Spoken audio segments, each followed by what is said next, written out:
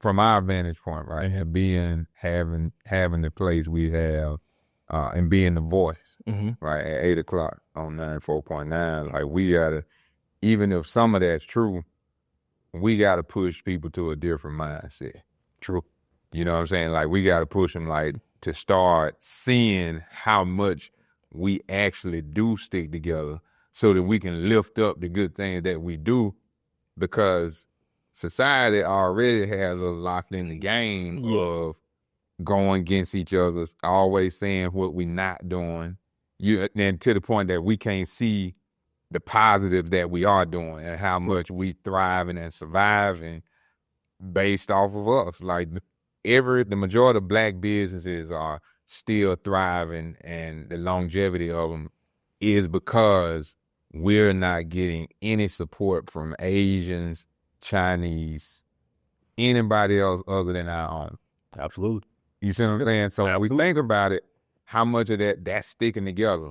It is. You know, and I think we be looking, the white folks who put us in this kumbaya type mindset. Like we feel like we gotta have every single person. Like, shoot, half of these white folks, they not going with Trump. What are we doing in the black community? The number one consumer of a Mercedes-Benz is us. The number one consumer of a Gucci and a Louis Vuitton, us. And they don't even advertise. Why is it that in the black community, we are always the number one consumer, but we're not the number one creators? So you just said it, the fact that there's consumers and creators. For so long, we assume success based on consumption. Yeah, I think it's part of it is when you are the black business owner, you're always looking at what you can do better and what you can do more of, and probably where you could be. That's the ambitious side, ambitious part of you being an entrepreneur, being a business owner. You look at how can I grow, how can I be better? So a lot of times you can end up being somewhat pessimistic when you should probably be more optimistic. So it can put you in a mind state of you look at all the business from the people that look like you that you don't get. So it puts you like, man, if I got what we were giving to the people that don't look like me, what position would I be in then? You know, so that's where I think that, you know, you have this the constant struggle of, you know, the people that look like me are the reason why I'm sitting here today. Absolutely no question about it, no doubt about it. 100%. The people that look like me have given me, you know, the ability to be in this business of wealth management for 20 years. So I'm highly thankful and grateful, you know, to my community because they have supported me in that way. You know, but at the same time, I'm always looking and saying, well, the people who aren't working with me, why are they not working with me? You know, what is the question? You know, what's the reason? You know, is it they just don't know I exist?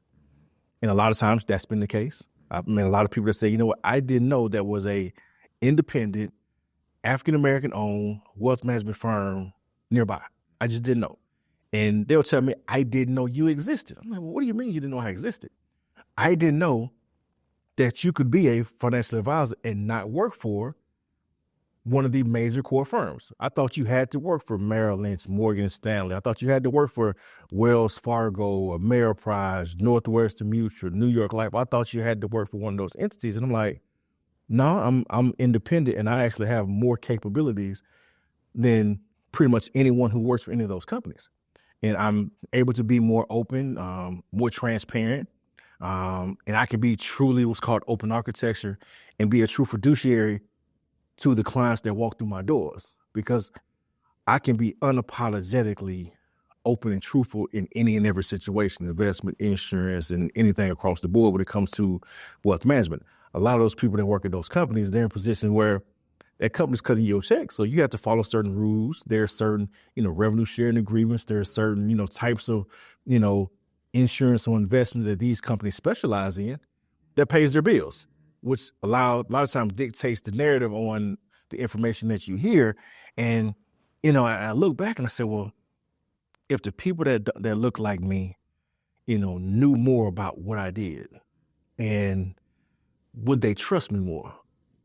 Because at the end of the day, I've always found that trust is the ultimate equalizer in closing the wealth gap. And hopefully if we know better, we do better. And I'm hoping that, us doing what we're doing now and continue to put the message out, it'll get to more people where they'll start to have a conversation and say, well, there are a lot of Black-owned businesses out there that need our support. And not just because they want to make more money from you, but because they want to be in a better position to support the community. And, we all talk about, the ownership. We all talk about, our community growing together, our community supporting each other. And, as a financial advisor and a business owner, we're always looking at ways to grow and, and have a bigger piece of the pie. Not necessarily so I can just have more money, but so I can do more. Like money is a tool and a resource to be able to help build communities in ways that we've never thought possible. But until we start putting our money, into the businesses that actually pour back into our communities, we're going to continue to have these conversations, these situations like we have right now where, the Black business owners are always kind of, left out of the conversation. A lot of our entrepreneurs are not getting their dreams funded when they go to certain banks. A lot of businesses that are on the verge of taking the next step into being, going from small business to a medium-sized business to a large entity and corporation. It's all about funding. So you can scale, and if we can kind of come together and put more of those resources into those businesses and create more partnerships and have more people that look like us see the value in us. I think we see the value in us, but we need more of us to be open to seeing the value. It's ironic that I run into people and our community is extremely bright, extremely intelligent. But for some reason, we've all gotten so isolated in our own worlds that we don't think there's anybody that can do our job, do their job as well as we do our job that looks like us. Like I'll meet, I'm pretty sure you meet a lot of people in the barbershop that are attorneys and CPAs and maybe a financial advisor and people who work all different industries, right? And all of those individuals are great and think they're the best at doing their job. Right. Why don't we think that other person that's doing their job is as good at it as we are? Like everybody think they can do my job better than me. Like every one of these individuals that extremely bright, extremely successful, none of them think that I can help them the way they help the company or the company that they run the same way. And I'm like, why? I think that's the trick that we've been living under, is that in society we have been ingrained and taught that these so-called name brands are the standard for society. You take yourself, right? Okay, we have Hamilton Wealth Advisors. It's named after you, right? Wilbert Hamilton. Well, because we've grown up and heard Goldman Sachs, we've grown up and heard Charles Schwab, we've grown up and heard TD Ameritrade, we've grown up and heard Raymond James. Those names have been ingrained in us, and we've seen them, and we just think that they are these big companies, but in which they are big companies, but they started out the same way. It was somebody named the company after themselves, and then they began to do wealth management or wealth advisement, financial planning, or the like, right? And so in society, we think that the standard names are the best names. We think that because this person has been around for XYZ amount of years, that we should trust them more than we trust Wilbert Hamilton, right? Because Wilbert Hamilton hadn't been around that long in that sense, right? But really, you've been around for quite a while now. So it's what you've been exposed to, what you know, what you see, and society kind of conditions us in that way. Yeah. And so for us, the beauty of this opportunity that you provided for yourself, for us here with the podcast, is we're able to come on and be able to lift our people up and lift the community up to be able to look through those to push through those stereotypes that have bound us from working with each other and being able to see one another in that positive light. Like you said, you have many smart, intelligent, well capable people doing great work in other people's companies, but then when they come to you and you have your own company, they look at it a little questionable. Well, basically you're saying is that, look, brother or sister, I trust you if you're working for such and such company, right? If you're working for Deloitte or you're working for KPMG or whatever major company it is, if you're working for a major bank company, whatever it is, if I see you in that bank, then the fact that you look like me, I believe that you have done the work and that you are well qualified and capable to do the job, because if you weren't, they wouldn't even have you in the office. So I'm going to trust you, but I need you to trust me. See, it comes down to validation. Too many times we look for a stamp of approval from somebody else and not realizing that we are the ones that had the capability to provide stamps of approval. That everybody makes mistakes in whatever type of industry that they're in. Nobody is perfect in the work that they do. But when you work for a particular company, we automatically say that, oh, well, hey, if you are at this position in this major company, then we trust you because the quote unquote man has stamped you and said that you have this possibility, that you have this capability. But when we're out here on our own and we don't see that, okay, you know what? I can give Wilbert Hamilton the stamp of approval because I can take my money to him, let him build me a financial plan, and then vet that plan to see if it's successful. And then if we have any problems, we can sit down at the conference table or on a conference call and we can say, hey, Mr. Hamilton, my money is not making what I think it could make. Can you tell me what's going on? And then you being well qualified, as you told us about those different series qualifications that everybody has to have, right? Doesn't matter whether you're working for Fidelity or whether you have your own company, whether you're working for Charles Schwab or whether you're working in investment at Wells Fargo, whatever it is, you have to have these certain qualifications that everybody has to have, whether you have your own or you're working for someone else. So if you have those licenses and I come to you and are able to talk to you, then I have to trust that because the market is the same market. The companies that everybody's investing in the same companies. You know, they don't have any different companies that they can invest in that are different from the one that you invest in.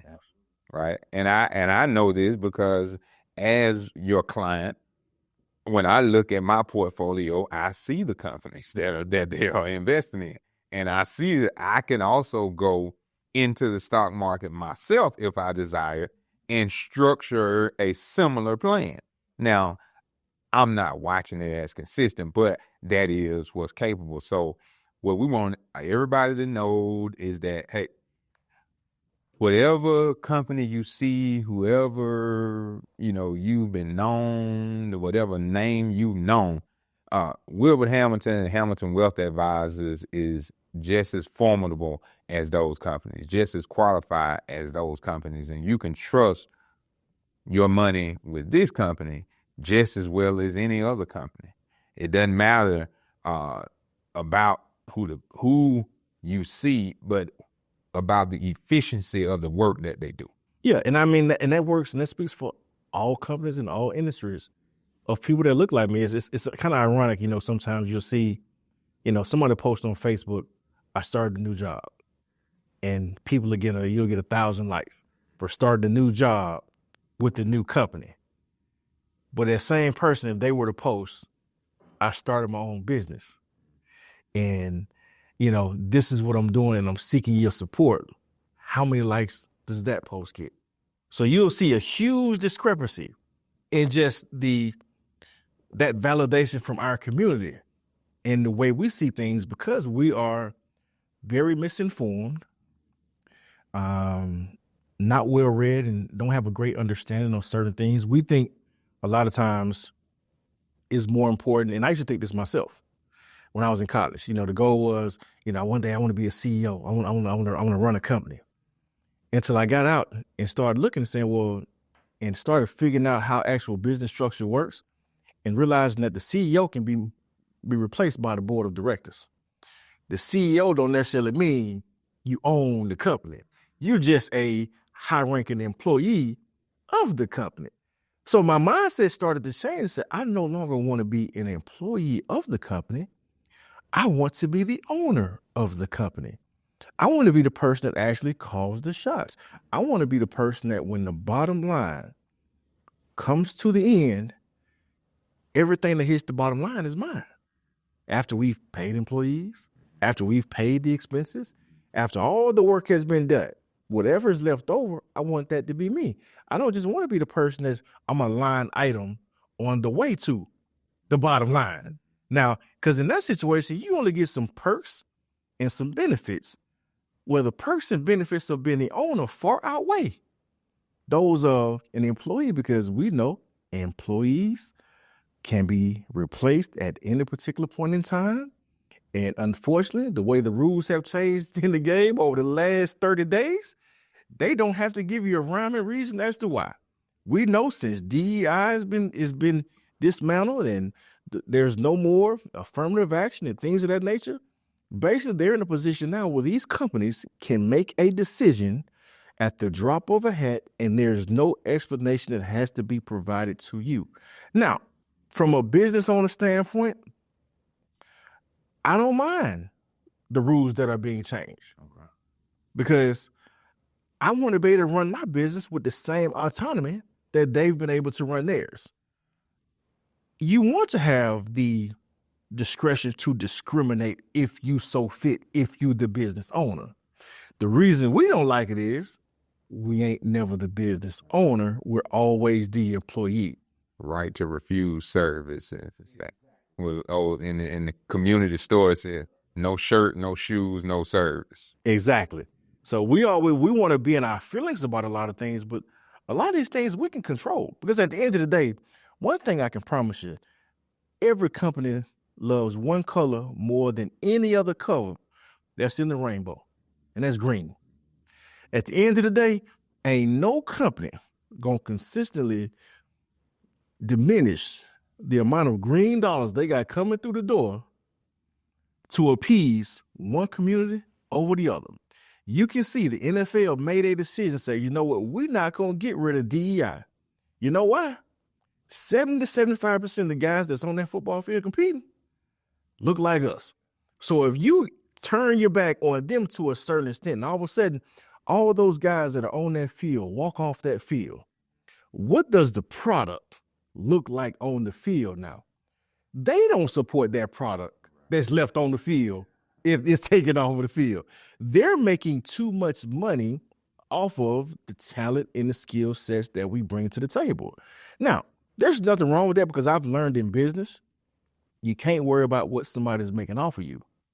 You have to figure out a way to be able to capitalize more on your skills, talents, and abilities. So we have to have more ownership. We have to demand more ownership, which means we got to support more of our own.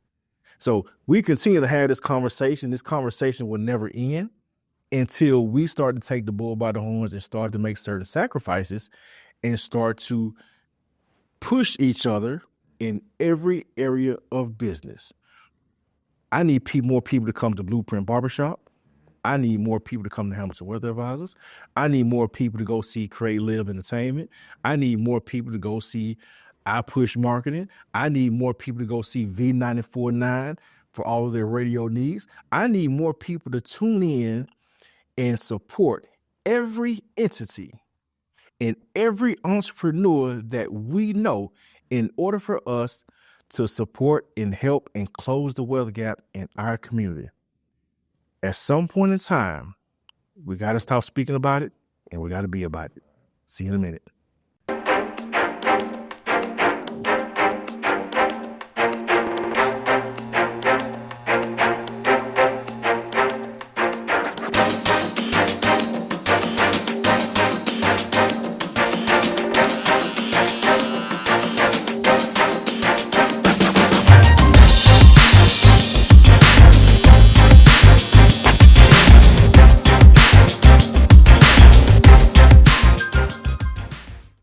Yes, indeed. You are tuned in to Closing the Gap podcast, The Truth About Black Wealth.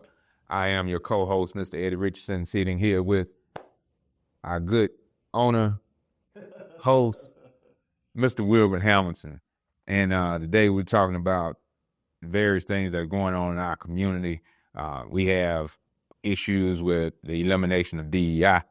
We have issues where we have some that want to protest certain businesses, and some that feel that that's what's proper, and some that feel that that's not what we need to do at this time.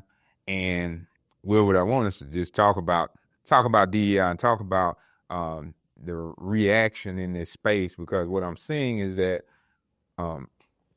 what's going on now is there's a lot of knee-jerk reactions that are happening due to the current actions of what's going on in the White House and with President Trump, with Elon Musk, and the various companies that are trying to take care of themselves as a result of what President Trump is doing as well.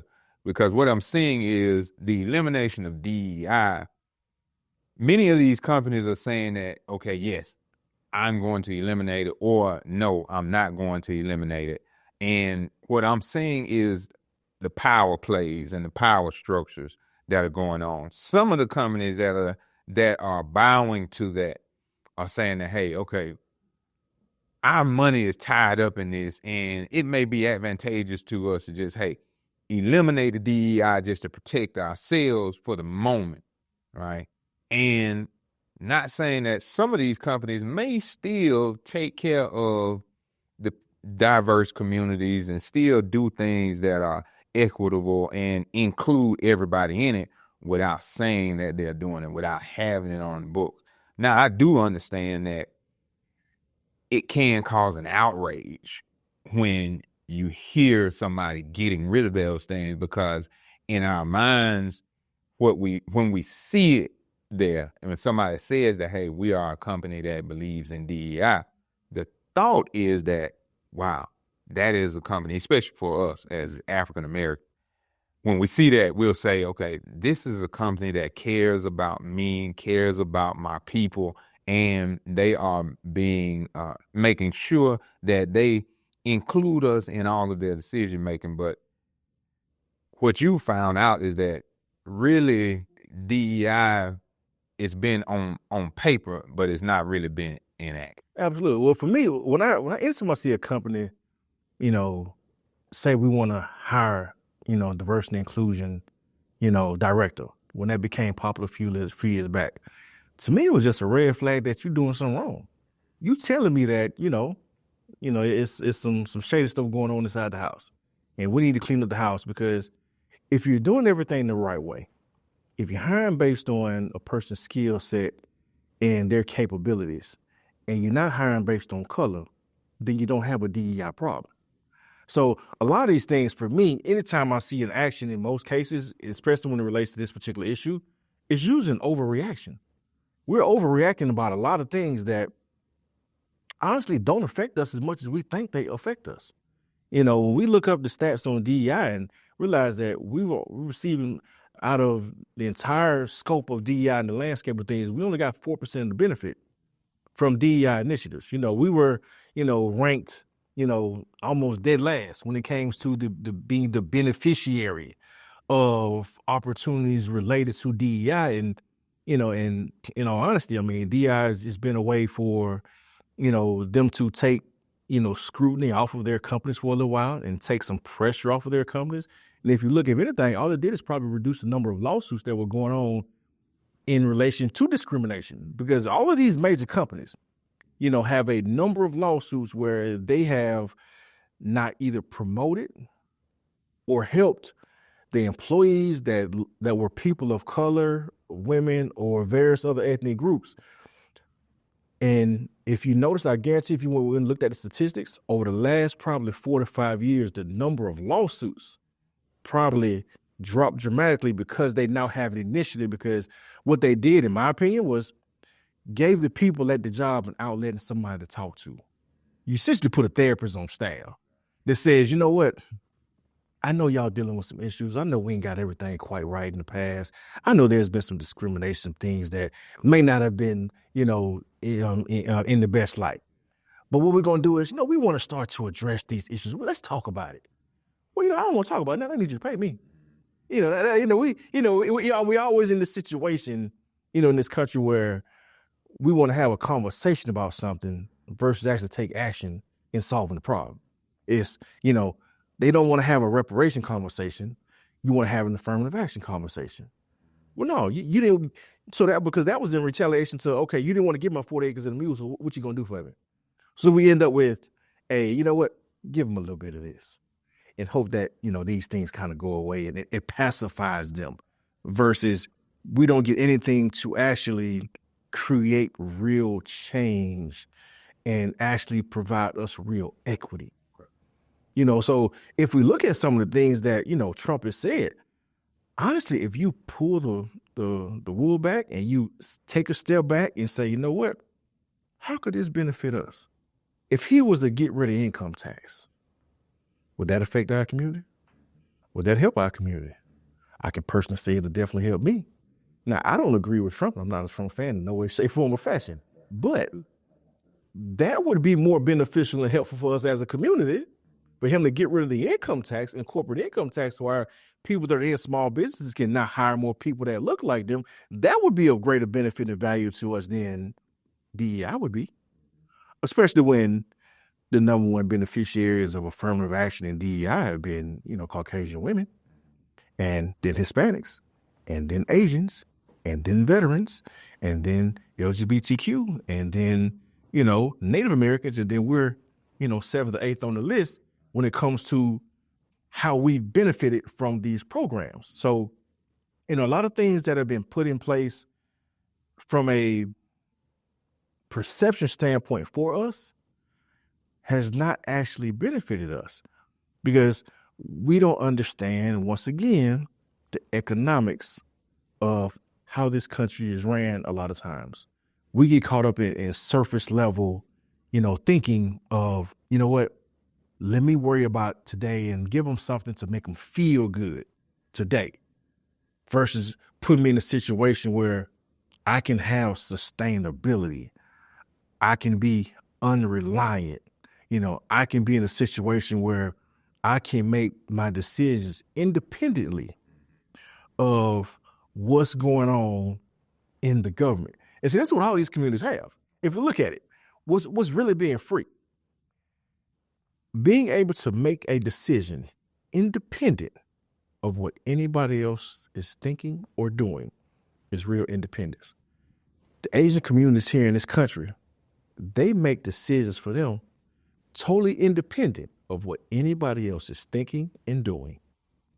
We've seen the Caucasian community make decisions and do things that they feel like were directly beneficial for them, regardless of how it made somebody else feel. The whitewashing of our history, the critical race theory, all these things wanted to take the dismantling of the educational system and how they want to go back and rewrite history. That is a blatant disrespect to us, but at no point in time have you heard anybody apologize for that level of disrespect in the whitewashing or changing of history. They're saying, look, this is what's in the best interest of us. This is what's going to keep us in power and allow us to continue to have a monopoly on everything that goes on in this country. Because if we don't, if we actually allow freedom of speech and freedom of education and allow the truth to actually be told, and by the time 2040 comes around, the minorities will actually turn into the majority in this country from that standpoint, and there'll be more Hispanics, Asians, African Americans, everybody else here than there will be Caucasians. Well, at that point in time, that's where they feel like they're losing the country. So they said, we got to get ahead of this thing. So we have to understand and say, look, what is always going on behind the scenes, and not just get caught up in, the boycott of a Target, for example. Okay, there's nothing wrong with the boycott, but tell me what's your plan of action after you do the boycott? Because for the blacks that have their products in Target, is the boycott fair to them? They have products that they've worked and paid for and paid employees to produce. The stuff is on the shelves, and if we boycott it, then that stuff don't get bought. Now you have a black business that's gone out of business because they have not received the support. So when you say that, what we have to do is, as we prepare to combat DEI being eliminated, as we prepare to do protests, if we are going to do those things, then we have to take a wholesale approach, a full scale approach, and look and do proper planning. We've been talking all this year about writing a vision, making a plan, writing your plans out personally, doing budgets for yourself personally. But then also when we look as a personal collective, it is imperative for us to have some think tanks and sit down and write out some plans for how we're going to go about some things to make them successful. Having these calls to action that are just on social media without actually having sat down and written out a specific plan to detail how we're going to go about it long term is really what's failing us and what has failed us in the recent history.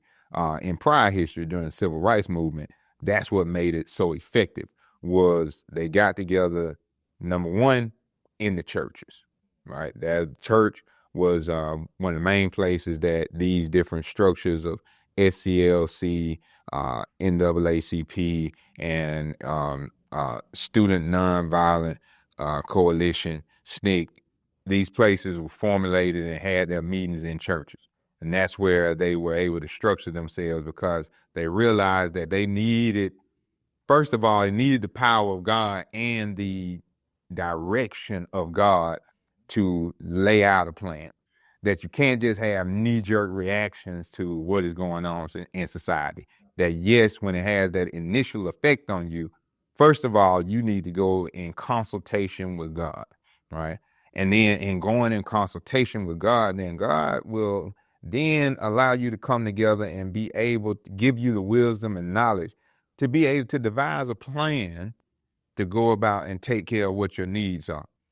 When we reference the Montgomery bus boycott, what was effective about that was, okay, they said, hey, we utilize the bus system to get to and from work and the places that we have to go. So when we get ready to boycott the buses, what is our plan to be able to get our people from point A to point B? Some said, hey, I will make the sacrifice to walk. But then others, those different companies that had funeral homes, they began to utilize their funeral home fleet to transport the various persons to places that they needed to go. They had a specific plan to be able to take care of the needs of the people when you cut back from something. So when we're talking about doing boycotts of Target and these places, then okay, that's all well and fine. But now, how do you sell the products of those persons that have things in Target? And I think you know what, you just touched on it. Okay. And you just kind of, we talked about sitting down and having a plan. And my thing is, let's learn from the past, not just pay homage and remember the past. So we just talked about within the system of how the bus boycott in Montgomery was utilized. And we talked about the funeral homes, stepping in and helping, and some people making the sacrifice of walking. There had to be someone that said, you know what if that same money never went back to the other bus system? Even when they say, you know what, we're going to let y'all start riding on the bus. Why do I want to ride on your bus at all if you've already disrespected me? That is true. So why did we not take that next step and say, we're just going to start our own bus system? Or why don't we go ahead and support our bus system more? So our own bus system can enlarge, can grow, and we can have more of our own so we never have to go back. So we watched this movie before. Now it should be a conversation of, okay, we see Target and DEI. Can we not have a black Target? Can we not have a black Walmart? Can we not come together, and it's enough people, enough industries where we say, you know what? How can we come together? Because all they started out is a warehouse that exchanged goods and services for a number of different vendors. That's really all we're talking about here. And can we get that place? And now, because everything is digital, Amazon ain't got no storefronts, but it's a whole bunch of people who have products on their platform that are being bought and sold. So can we not come together and take the next step and not just worry about the place that we put our products in supporting us, but how about the place that we put our products in be owned by us? And that's the next step I feel like that we have to take, and just start seeing big and better, start seeing beyond what we see. And sometimes I think it can be a little bit intimidating. The task can be daunting, but, to whom much is given, much is required. I mean, if, the Lord is not here for small gifts. He ain't make the earth and the heavens in 6 days and rest on the seventh to say, you know what, I can't create a black-owned Target. He said, man, look, I can do all things, but you got to trust in me that I can do it. So we have to start taking that same initiative and saying, you know what, the same way we have been the greatest inventors the world has ever seen, the greatest mathematicians. We've created everything that's been created on the face of this earth, pretty much. We look at whether you go back to the cotton gin that was created by us, and the first car, and what George Washington Carver did with the P that we've done so much with so little. Now that we do have a little bit of something, how about we do a little bit more with what we got? And I think the thing is, first of all, sacrifice. How much sacrifice are we willing to make on behalf of not only ourselves, but for the greater good of our community? That's a challenge for me, number one, and I know that it's probably a challenge for many of the people in our audience and listeners and viewers, is that when we get ready to do something, how much of myself am I willing to sacrifice for the greater good? Because those persons that weren't in great shape of walking, that made the sacrifice and said, hey, because you all said that we're going to stop riding this bus, you know what? I don't have the best pair of shoes. I'm not in the best shape, but I am going to still make that sacrifice and walk because I know it's going to benefit us. So when we talk about building something, to build something always takes time. There's nothing that was built that didn't take time. As you just said, God built all of this stuff in 6 days. And we know that scripture tells us that his timing is not our timing. Absolutely. Right. So how his days go, we can't really count in the manner in which we count our days now. But it took time. When we talk about African Americans and labor for this Black History Month, and we talked about it before about A. Philip Randolph, it took him 10 years to organize the unions for the Pullman porters and those workers on the railroad. It took 10 years. He stayed in that fight with that focus for 10 years until it was done. And so that's what we have to do. Those of us that have certain things that we see that are before us, we have to be willing to make the sacrifice to write the plan for that thing to happen and stick with it. But if we know that that's what God has placed on us, and we know that it's going to be beneficial for our people. So if there's somebody that has tried to build a Target, to build a Walmart, some type of store, right? We want to encourage you to stick with it. Don't give up. Even if not as many people know who you are yet.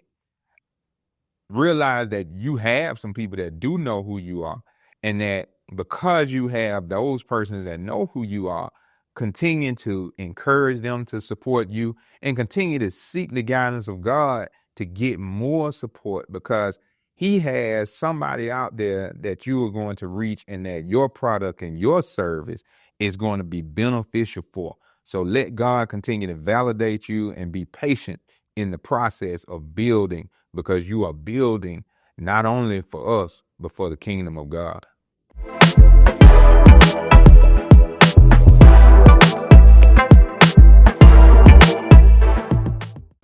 Yeah, Yes, indeed. Welcome back to Closing the Gap podcast, the Truth About Black Wealth. You're tuned in to B94.9 and on our YouTube channel and all other places in which you get your podcast. We appreciate your support. Thank you for listening to us, and we ask that you inform somebody else that they can listen to us on B94.9 and also to subscribe to our YouTube channel as well.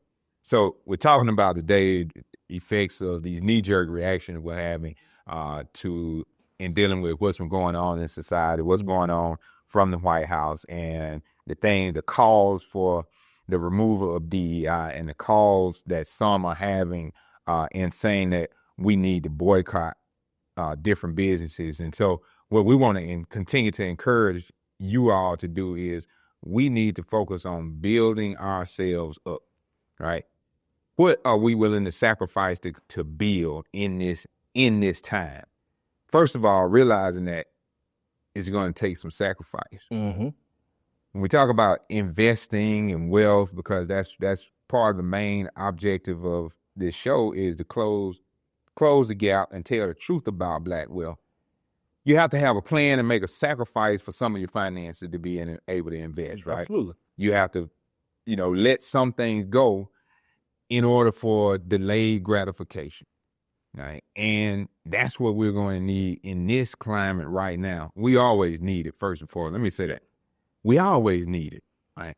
Delayed gratification is always needed because you never need to try to have everything that you want right now. Mm-hmm. Right. If you try to get things too quick, most likely it's not good for you in that moment. Yep. So it's good to make the sacrifice to lay down a plan and give things a certain amount of time to build. And anything worth having and that's valuable takes time to build. Mm-hmm. If you get somebody that builds a house too fast, most likely it's going to fall down. If you don't inspect that home, then it's going to have some things that in there that have not been done correctly. And so with our movement right now in combating the removal of DEI and these things, we are going to have to put in the labor of love Mm-hmm. to make the sacrifices, to listen to God and to pray, to be able to build what God desires for me to contribute to society in this time, in such a time as this. There are some people out there, Wilbur, that have already been building some movements. There are some Black products that are online. There are some warehouses that have been producing and selling African-American products. You and I both have been supporting those different things and are buying those things. But I think we have to have more of a concerted effort. Yes. To do so. And what we want to caution everybody about is, as you are on social media and you see different people calling for boycotts of certain things, don't just automatically jump on that bandwagon. Don't just move too quickly to jump on something just because it sounds good. You need to take the time and read about that yourself. Mm-hmm. You need to take the time and vet that particular thing that they are saying they want everybody to do, because what I've seen in the past is that people will come out and try to get everybody on board with something, and then if you are not in communication with them, before you know it, they reverse course. Well, it's one of those situations. It's real simple. If we boycott Target, everybody's gonna go to Walmart. Mm-hmm. So what do we really change in effect? Because Walmart got the same values, and maybe even worse. Well, they are actually worse as Target. At least Target started to put our products on the shelf. Walmart ain't put this on the shelf hardly. So, I mean, we got to understand, what's the trickle-down effect of whatever action we're going to take. If the action is simply going to put another Black company out of business because we're not buying their products in that particular, institution, well, is that really worth it? Because that's not actually going to move the needle for us. We can't get so caught up because we put ourselves in a position from a financial standpoint where everything that we do is going to benefit somebody in another community in some way, shape, form, or fashion, because we do not have a monopoly on anything. I don't care if it's some of the things that we're the greatest at, the greatest basketball, football, entertainers. We don't own no record companies, no distribution companies, hardly. We don't own hardly no NBA franchises anymore. We don't own any NFL franchises as majority ownership. We have some minority ownership in certain things, but from a majority standpoint, we don't own any NFL teams. We don't own any NBA teams anymore. So, but we obviously know we make up 70-75% of the talent. So we got to be careful when we start to, take a step back and stop supporting the few of us who do have a chance to be successful until we actually have a recipe to be able to support them and continue to help them build. So if we're not going to help build the Black Target, there's no sense in tearing down the people whose products are in Target. Help those people get another destination before you go and stop and start boycotting. Make sure we have a solution for those people who already have an agreement with this particular organization. And because we don't own a majority of the trucking companies and the shipping institutions, products are still going to have to be shipped. Are we going to boycott Postal Service next? Are we going to boycott FedEx or UPS because they say they may stop their programs? Like there's always, it's never going to be an end. How do we communicate? Through Facebook now. Everything is communication through social media for the most part. Well, what is Meta and Facebook's policy on DEI? Right. They dismantled. Yeah. So we're going to go ahead and get off Facebook now. Yeah. So. And we vetted those. Yeah, exactly. So we got to. Meaning that we need to examine. Exactly. Looking at those things. Yeah. So we got to take a step back and not move too hastily and make sure we got a solution, for every problem that we have. And understand that, like you said, it's going to take time to build and create solutions, especially in a lot of those areas where we don't have right now. So it doesn't mean that eventually we won't get to a point where we say we boycott Target, but we got to understand sometimes you got to crawl before you walk. Let's make some small concerted efforts. How about we start with supporting the general store in your community? Because that's essentially what we've put out of business. And that's what Target and Walmart and CVS, that's what they put out of business. All of us grew up, we had a general store that, that in our communities where you could go and get any and everything you needed from that particular store. And we've seen those stores, those mom and pop shops close up, time after time, day after day, year after year. Why? Because we stopped shopping there because we went to Target, we went to CVS, we went to Walmart or wherever we were going. So we played a part in the systematic destruction. In our own demise. In our own demise in a lot of cases. So now there has to be a very systematic approach in how we rebuild it. So, that's happening in our communities from a home ownership standpoint and how we've allowed our communities to dissipate to a point where now it seemingly was worth nothing. We essentially almost gave it away and justification came in, they've taken it back, and now all of a sudden the value is 10 times what it used to be. So we played a huge role through some of the things that we talked about earlier in, from a validation standpoint where, you got more validation because you lived in this neighborhood versus staying in the neighborhood with us. And we got to see, well, why did that person leave the neighborhood? What happened to the neighborhood? What the support and care that was in the neighborhood? What happened to the education system? Are we putting money back into our education? Are we putting money back into our HBCUs? So we want to get mad about a lot of stuff that's going on, but we have to ask ourselves, how much money have you given back to the institution that educated you? Man, both my parents and essentially my whole family went to Bama State and went to A&M. My mama got 9 sisters and 3 brothers, and all of them with the Bama State A&M. My dad had, 3 sisters and 2 other brothers, and, all of them with the Bama State except for one with the Jackson State. One who played football at Jackson State years back. So, but I got to go and I need to go ask them, how much money have you given back to your institution? How much money are we pouring back, and why did we start making the change, and how much did the validation play a part in us stopping sending our kids to Bama State, A&M, Miles, Stillman, and we started sending them to Auburn, Alabama, UAB, because we felt like the education was better for whatever reason, or we thought the facilities were nicer. Well, why are the facilities nicer? Because you're giving them your money. If you gave me more money, I could have a nicer building too. But if we're not supporting those institutions, we can't complain about the lack thereof of quality in that. And it's not from a lack of quality people, but it's from a lack of, of the things that actually don't matter. is we more worry about more what the building look like than the substance that's happening in the building. So you want to go here, you get discriminated against over here, but you're still supporting it. We go in Target, we go in, Walmart, and everybody's had a negative experience, and we see the racial discrimination happens to us as customers and as employees, but we always keep going back. Yeah. So when are we gonna stop going back to the things that we know are holding us back? And give ourselves that same amount of grace. Yes. Give that same amount of grace with the African American business and the support that you give to the major company. Yes. All right. When we talk about what are the effects of when you boycott, when you protest in these things? Do you have a plan on the backside? Part of the thing that happened during the civil rights movement was that some people that were not in the meetings and understood the sit-ins at the restaurants and things, they got it confused that as though it was a desire that, hey, I'm going down here to sit in at this restaurant because I can't go because this is where I want to go. But that wasn't the case. It wasn't that we wanted to go and eat at that place.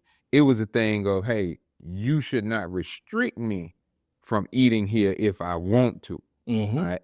And as a result, that after they said, okay, hey, come on in, you can come and eat in this place, then we stopped supporting our own. Well, I'm gonna bring this on home for a little bit. Mm-hmm. So we've heard a lot about the tariffs in the news Mm-hmm. lately, and essentially the tariff is a tax on goods and services and whatnot.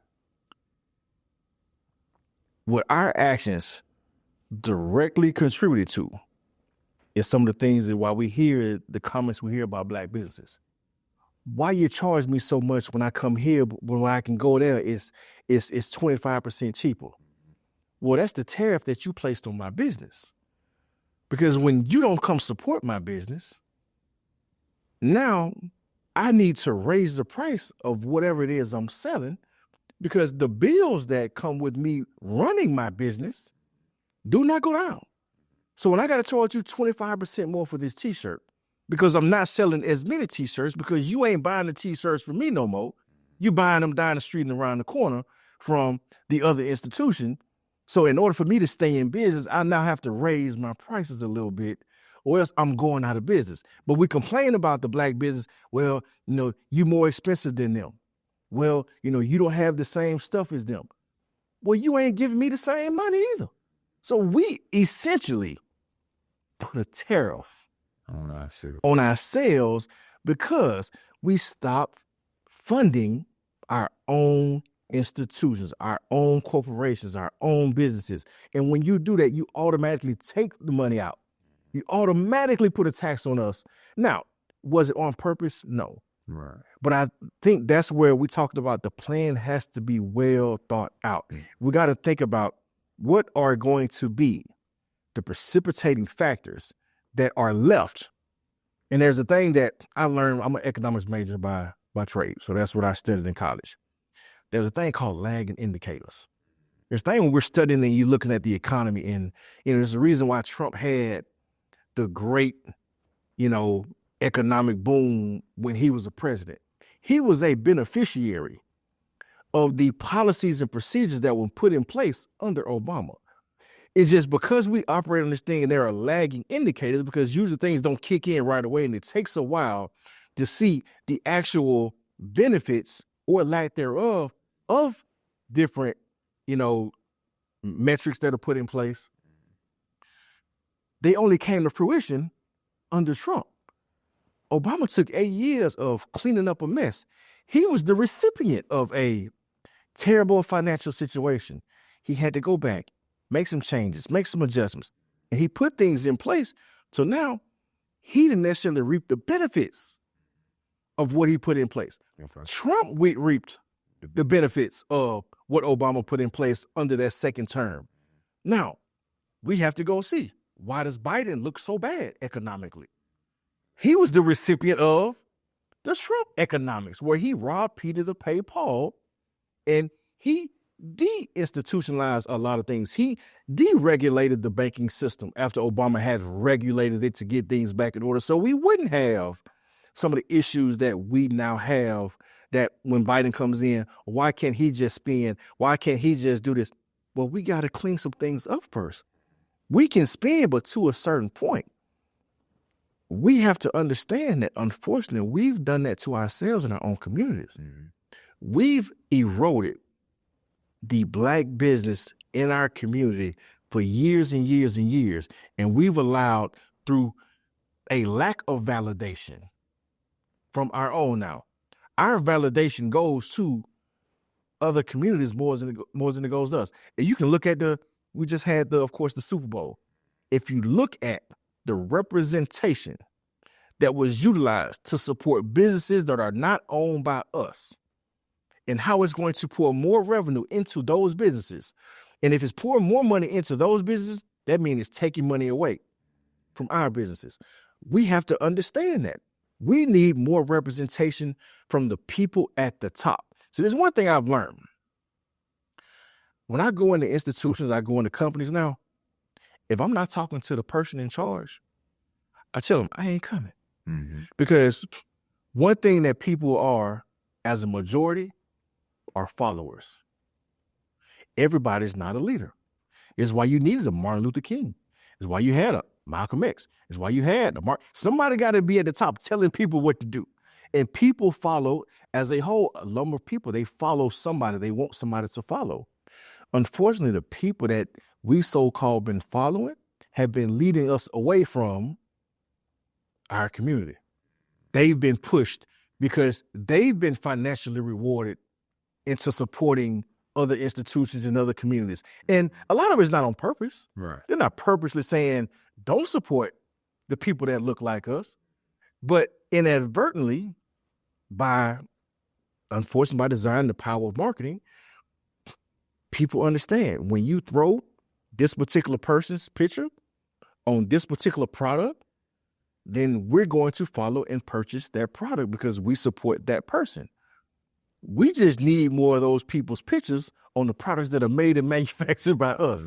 Yeah. So instead of just, supporting Louis and Gucci and everything else that we're overpaying for, go ahead and pay the extra $10 for the shirt from the guy that looks just like you. Mhm.